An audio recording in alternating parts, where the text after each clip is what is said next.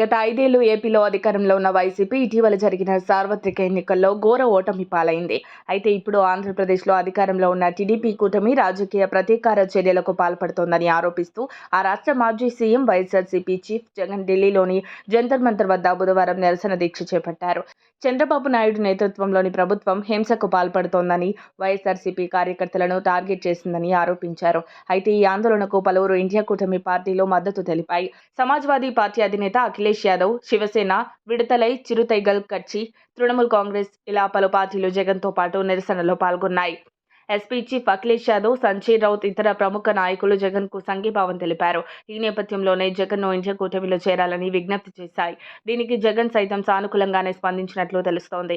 మాజీ సీఎం జగన్ను ఇండియా కూటమిలో చేరాలని తమిళనాడుకు చెందిన విడతలై చిరుతైగల్ కచ్చి పార్టీ నేత తోల్ తిరుమావలవన్ ఆహ్వానించారు.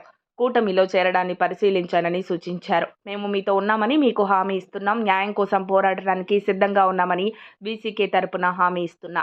కానీ ముందుగా మీరు ఇండియా కూటమిలో చేరాలి. దీనిపై త్వరలోనే నిర్ణయం తీసుకోండి తెలిపారు. అయితే ఇదే విషయమై ఇండియా కూటమి సభ్యులతో అఖిలేష్ మాట్లాడి ఒప్పిస్తానని చెప్పినట్టు తెలుస్తోంది. జగన్ కూడా దాని మీద ఆలోచించి నిర్ణయం తీసుకుంటానని రిప్లై ఇచ్చినట్లు సమాచారం. దీంతో వైఎస్ఆర్సీపీ త్వరలోనే ఇండియా అలయన్స్లో చేరబోతుందంటూ ఊహాగానాలు వెలువడుతున్నాయి. కాగా గతంలో వైఎస్ఆర్సీపీ పలు బిల్లులు ఆమోదం తెలపడంతో బీజేపీకి మద్దతిచ్చింది. ఇప్పుడు ఇక ఇండియా కూటమిలో వైసీపీ చేరితే బీజేపీకి కొంత మేరకు షాక్ తప్పదనే ప్రచారం జరుగుతోంది. మరిన్ని అప్డేట్స్ కోసం మా కాయ్ టీవీని సబ్స్క్రైబ్ చేసుకోండి. మా వీడియో కనుక మీకు నచ్చినట్లయితే లైక్ చేయండి, షేర్ చేయండి. మీ విలువైన అభిప్రాయాలను కామెంట్ బాక్స్లో తెలియజేయండి.